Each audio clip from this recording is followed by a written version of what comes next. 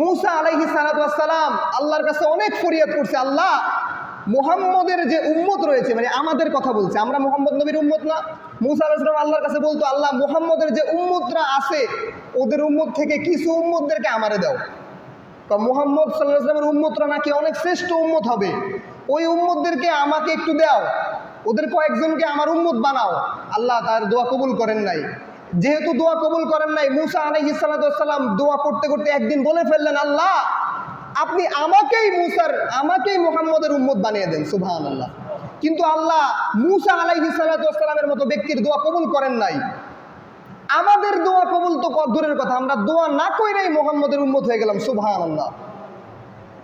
দেখতে পাচ্ছেন যে একজন নবী আল্লাহর কাছে, যেই নবী আল্লাহর সাথে কথা বলতে পারত, সেই নবী দোয়া করছিল মুহাম্মদ সাল্লাল্লাহু আলাইহি ওয়াসাল্লামের উম্মত হবে, সে হইতে পারে নাই।